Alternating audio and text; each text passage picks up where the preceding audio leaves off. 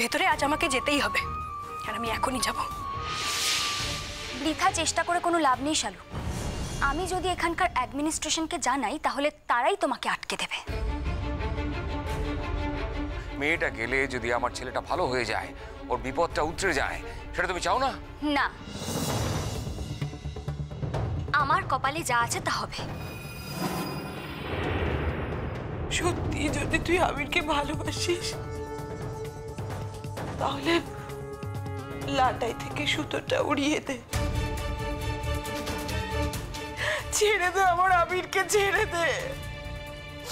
ওকে ধরে থেকে ওর জীবনের ক্ষতির ঝুঁকি নিস না মা, ওকে ছেড়ে দে। ও না থাকলে আমার ছেলেটা না থাকলে কার সাথে লড়াই করবি তোরা মা? আমার ছেলেটার যদি কিছু হয়ে যায় ছেড়ে দে ঐশ্বর্য। আমার ছেলেটার প্রাণ ভিক্ষা চাইছে তোর কাছে।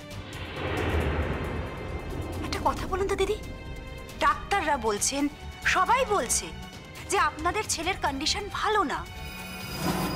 যারাই দেখা করতে যেতে চাইছে কাউকে দেখা করতে দেওয়া হচ্ছে না। এমনকি মিমি ওর স্বামীকে দেখতে যাওয়ার পারমিশন পাচ্ছে না। আর আপনি এই মেয়েটাকে ওর ঘরে যেতে বলছেন। আপনি ভাবছেন হয়তো ভালো হবে, কিন্তু উল্টোটা যদি হয় তখন আমার মেয়ের কপালটাই তো পুড়বে, তাই না? কোনো প্রয়োজন নেই মা, তুমি প্লিজ জোর করে আমাকে ভেতরে নিয়ে যেও না। এটা ঠিকই যে কাগজটা আমার কাছে এই মুহূর্তে নেই, কিন্তু কাগজটা আনতে আমার আধ ঘন্টা লাগবে। আর কাগজটা যদি শালুকের হাতে চলে আসে তখন তুই কি করবি মিমি? তুমি যে সত্যি কথা বলছো তার প্রমাণটা কি আছে? তুমি বলছো এই কাগজটা বাতিল হয়ে গেছে। তোমার মুখের কথা শুনে তো আমরা মেনে নেব না। বাপি, পৃথিবীতে কখনো শুনেছো কারো বাবা তার মেয়ের সংসার ভাঙার জন্য এভাবে রুখে দাঁড়ায়? যে মেয়ের ভাঙা সম্পর্কের সাথে একটা গড়া সম্পর্কের রিলেশন আছে, সেখানে আমাকে ঠিক পথেই বাছাই করে নিতে হবে মিমি। আর আমি ঠিক পথই বাছাই করে নিয়েছি। এইটুকু কঠিন তো আমাকে হতেই হতো, আমার কাছে কোনো উপায় নেই। আমি ভেবেছিলাম তুমি আরো সম্মান নিয়ে ব্যাপারটা থেকে দূরে সরে যাবে, কিন্তু না, তুমি আরো ব্যাপারটাকে জটিল করে ফেললে। আয় মা, আমি তোকে নিয়ে যাচ্ছি। না, কখনো না। আমার দেহে যতক্ষণ প্রাণ আছে আমি ওকে এখান থেকে কোথাও যেতে দেবো না।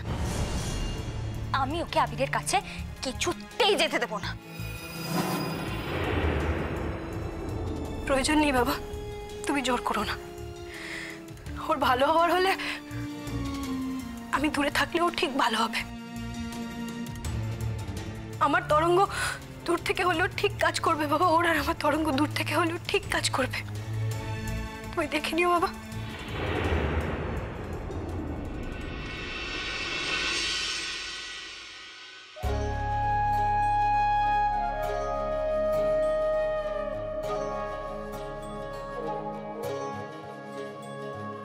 চম্পক নগরে ঘর চাঁদ সদাগর, মনসা সহিত বাদ করে নিরন্তর। চম্পক নগরে ঘর চাঁদ সদাগর, মনসা সহিত বাদ করে নিরন্তর। দেবীর কোপেতে তার 6 পুত্র মরে,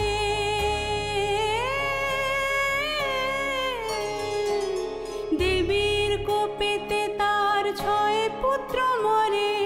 তথাচ দেবতা বলি না মানে তাহারে, বলি না মানে তাহারে। মনস্তাপ পায়ে তবু নানো আয়ে মাথা, মনস্তাপ পায়ে তবু নানো আয়ে মাথা। বলে চ্যাং মুড়ি বেটি কিসের দেবতা, বলে চ্যাং মুড়ি বেটি কিসের দেবতা। হেতাল লই হস্তে দিবানিশি ফেরে মনুষার অন্বেষণ করে ঘরে ঘরে বলে একবার যদি দেখা পাই তার মারিব মাথায় বাড়ি না বাঁচিবে আর এই রূপে কিছুদিন করিয়া যাব এই রূপে কিছুদিন করিয়া যাব বাণিজ্যে চলিল শেষে দক্ষিণ পাটন আহা দক্ষিণ পাটন শিব শিব বলি যাত্রা করে সদাগর শিব শিব বলি যাত্রা করে সদাগর শিব শিব বলি যাত্রা করে সদাগর মনের কৌতুকে চাপে ডিঙার উপর বাহ বাহ বলি ডাক দিল কর্ণধারে সাবধান হয়ে যাও জলের উপরে জলের উপরে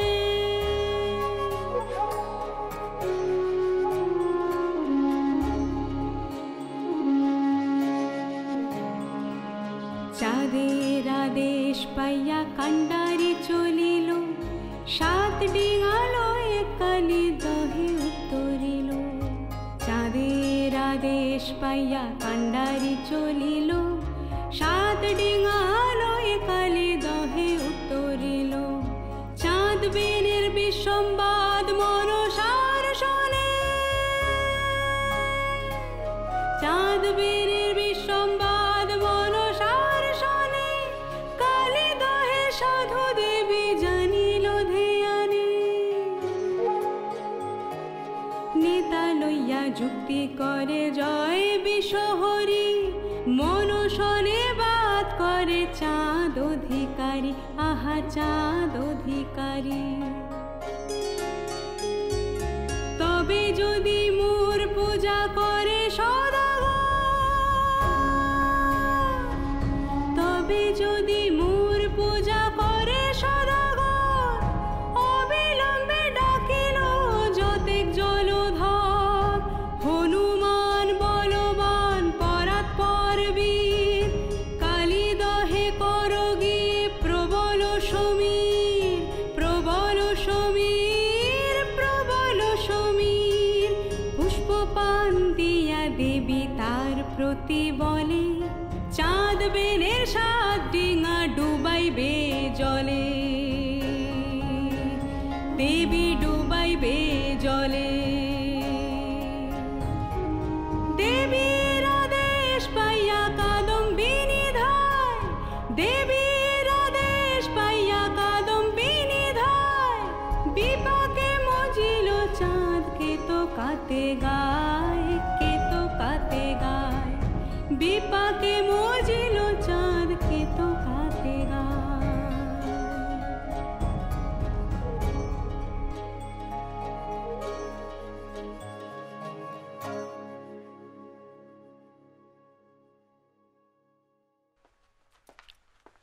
স্যার পেশেন্ট এখন out of danger. Thank you so much.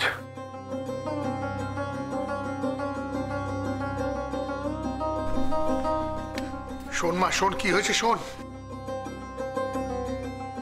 তোর উপস্থিতিতে সত্যি তরঙ্গ আছে, আর সেই তরঙ্গটা আবিরের কাছে পৌঁছেছে। ও সুস্থ হয়ে গেছে মা, ও সুস্থ হয়ে গেছে। বাবা তুমি সত্যি বলছো? বাবা তুমি সত্যি বলছো? হ্যাঁ মা, আমি কি আমার মেয়ের জীবনে মিথ্যে কথা বলবো?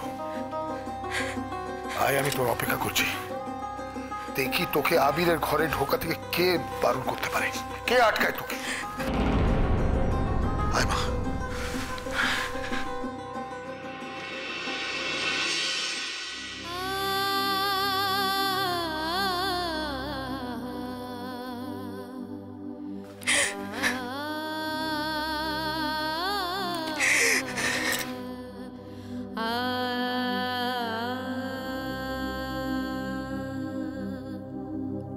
আয় মা।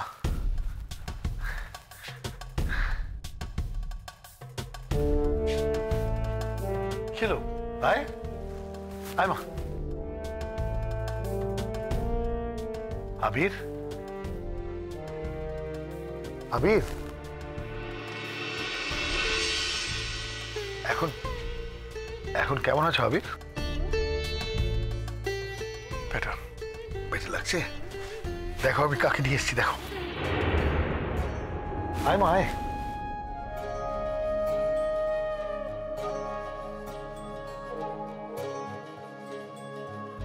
চম্পকনগরে ঘর চাঁদ সদাগর, মনসা সহিত বাদ করে নিরন্তর। চম্পকনগরে ঘর চাঁদ সদাগর, মনসা সহিত বাদ করে নিরন্তর। দেবীর কোপেতে তার 6 পুত্র মরে,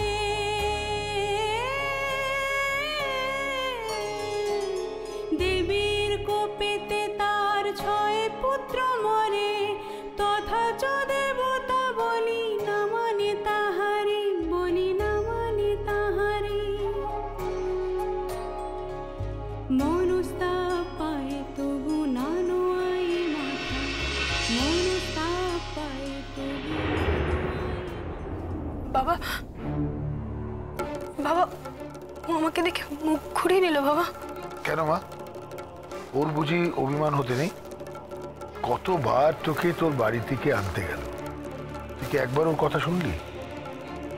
একটা বোকা বোকা কারণে ওকে দূরে সরিয়ে দিলি। বাপি, বাপি, তুমি আমার নিজের বাপি হয়ে যে কাজটা করছো সেটা কি তুমি ঠিক করছো? তোকে আমি এখানে আসতে বারণ করেছিলাম মিমি। আমি কি করে না এসে থাকি বলো তো বাপি? তুমি আমার স্বামীর সঙ্গে অন্য একটা মেয়ের মিল করে দিতে চাইছো, আর আমি আমি দরজার বাইরে থেকে দাঁড়িয়ে দাঁড়িয়ে সেটা দেখবো কি করে বাপি? মিমি, মা তোকে একটা কথা স্পষ্টভাবে বোঝাবার চেষ্টা করলাম, আমার মনে হয় তুই বুঝেও না বোঝার ভানটা করছিস। মা তোকে বুঝতে হবে, আবির আর শালুকের বিয়ে ভাঙেনি, তাই তোদের বিয়ে লিগ্যাল না। তোর কোনোদিন আবিরের সাথে বিয়ে হয়নি। আর আবির, হ্যাঁ, আমি তোমাকে একটা কথা স্পষ্টভাবে বুঝিয়ে রাখছি, এখান থেকে বেরিয়ে যদি শালুক বলে যে তোমার সাথে সে তোমার বাড়ি যাবে না, তুমি কিন্তু জোর খাটাবে। এটা তোমার আইনত অধিকার, সেটাকে ফলাবে, কারণ আইনত ও এখনো তোমার স্ত্রী। তুমি কি আমার কথাটা বুঝতে পারছো আবির? আঙ্কেল, যে আসবে না তাকে আমি কোনোদিন জোর করে আমার কাছে ফিরিয়ে আনবো না। তার থেকে আমার জীবন চলে যাক। ও আমায় নিয়ে যাবে, তারপর আমি যাব নাকি? আমার নিজের শ্বশুর বাড়িতে আমার নিজের স্বামীর কাছে আমি আমার নিজের অধিকারে যাব। কাউকে আমার নিয়ে যাওয়ার কোনো প্রয়োজন নেই। শালুক, আমি মৃত্যু পথযাত্রী হয়েছিলাম বলে কি আমার জন্য এই দয়া? না গো, এটা এটা তো দয়ার প্রশ্নই না, এটা অধিকারের প্রশ্ন। তোমার আর আমার বিচ্ছেদ তো হয়নি। আমি এতদিন একটা কারণে তোমার কাছে যেতে পারিনি, ভেলভেলেটা। ঐশ্বর্য দিদি তো এখানেই আছে, ওর সামনেই আমি এই কথাগুলো বলছি। আজ আমি আর কিচ্ছু গোপন করব না। আমি যখন তোমায় চোখ দিতে গেছিলাম তখন ঐশ্বর্য দিদি আপত্তি তুলেছিল। ও বলেছিল এতে ওর মত নেই। তখন আমি ঐশ্বর্য দিদিকে বলেছিলাম ও যা বলবে আমি তাই শুনবো। প্রয়োজনে ওর স্বামীর সঙ্গে আমি আর কোনোদিনও দেখা করব না। সারা জীবনে ওর স্বামীর ওপর আমার ছায়াটাও পড়বে না। তখন ঐশ্বর্য দিদি আমাকে বলেছিল, শালুক, এক শর্তে আমি তোমাকে তোমার চোখ দিতে রাজি হব। তুমি তুমি লিখিতভাবে জানিয়ে দাও যে তুমি আর কোনোদিনও আমার স্বামীর সঙ্গে দেখা করবে না।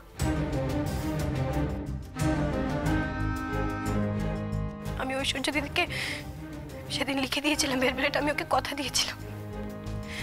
আর সেই জন্যই আমি তোমার কাছে যেতে পারিনি। আমি ভেবেছিলাম তুমি মনে মনে ঠিকই বুঝতে পারবে যে তোমায় ফিরিয়ে দিতে আমার কতটা কষ্ট হয়, কিন্তু তুমিও বুঝতে পারোনি। তুমি আমার উপর অভিমান করে নিজের এত বড় ক্ষতি করে ফেললে। ঐশ্বর্য দিদি তো তোমাকে ভালো রাখতে পারেনি,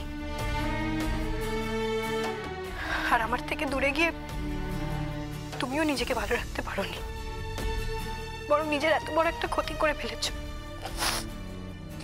তাই আমি ঠিক করেছি ঐশ্বর্য দিদি, আমি তোমার আর কোনো কথা রাখতে পারবো না। আমি অনেক চেষ্টা করেছিলাম, তোমাকে আমি অনেক সুযোগ দিয়েছিলাম ঐশ্বর্য দিদি, কিন্তু তুমি সেই সুযোগের সদ্ব্যবহার করতে পারোনি। তাই আমি আমার কথা ফিরিয়ে নিলাম। আমি আর কিছুতেই কোনো কিছুর বিনিময়ে ভেলভেলেটাকে ছেড়ে থাকবো না। হে, মজা পেয়েছো? হ্যাঁ, চালাকি হচ্ছে। আমি যে এতগুলো দিন আবিরের সঙ্গে কাটালাম তার বুঝি কোনো দাম নেই? দেখি শালুক, আমাকে তুমি ওই বাড়ি থেকে কি করে বের করো। মিমি, তুমি কি চাইছো এই অশান্তিটা জিয়ে থাকো? পাপি, আমি দরকার হলে থানায় যাব, একা কোর্টে কেস করব। আমি চাই এই কেসটা কোর্টে উঠুক। আবিরের সঙ্গে যে আমি এত দিন থাকলাম, তার জন্য কোর্ট কি রায় দেয় আমি সেটা দেখতে চাই। আমাকে ওর বাড়িতে থাকার অধিকার দেয় কি দেয় না, আমি সেটা জানতে চাই। ভাবি, ঐশ্বর্য, আমি ভীষণ টায়ার্ড ঐশ্বর্য। আমার আর এই জীবনটা ভালো লাগছে না। আরে আমি এই জীবনটা তো ছেড়ে চলে যেতে চেয়েছিলাম, আর আমি যদি চলে যেতাম তাহলে তো তুমি আমাকে এইসব কথা শোনার সুযোগ পেতে না, তাই না? তাহলে মনে করো যে আমি তোমার কাছে মৃত। মরে যখন যাওনি আবির, তখন আমি কি করে বলো তো মনে করি তুমি মরে গেছো? আমি সেটা পারবো না। ঐশ্বর্য দিদি,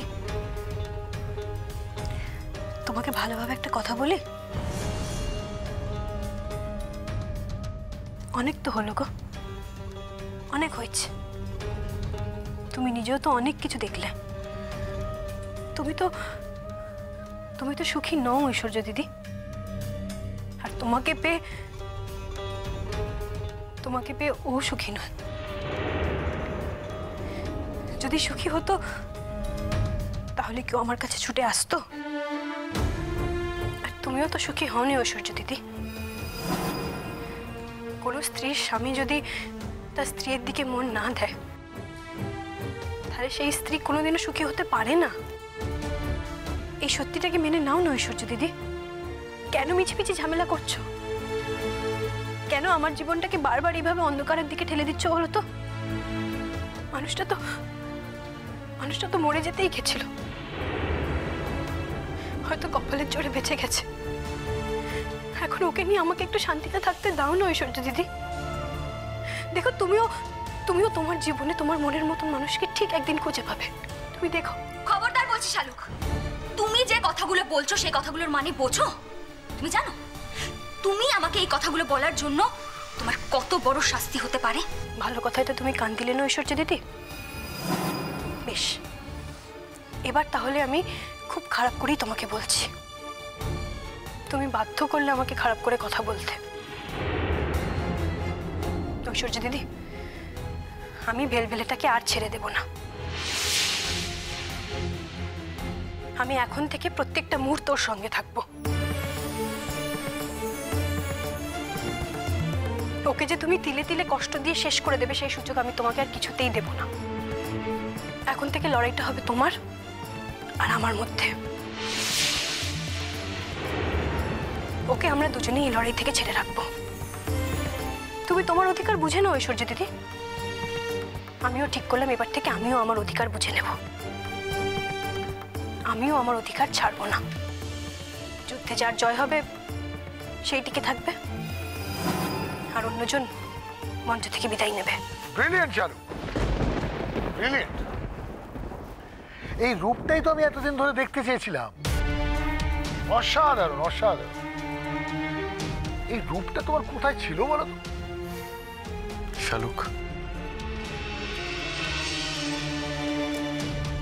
কথা দিয়ে আবার চলে যাবে না তো? না ভেলভেলেটা, আমি আর কোনোদিনও তোমায় ছেড়ে কোথাও যাব না। এটা আমার প্রতিজ্ঞা। এই আমি তোমায় ছুঁয়ে শপথ করছি ভেলভেলেটা। চ্যালেঞ্জটা শুধু শুধু নিচ্ছ শালুক। তোমাকে গোহারা হারতে হবে। লড়াই করে হেরে গেলে তো ক্ষতি নেই ঐশ্বর্য দিদি। এতদিন তো আমি লড়াই না করেই হেরে গেছিলাম, হেরে বসেছিলাম, কিন্তু এবার আমি লড়াইতে রাজি।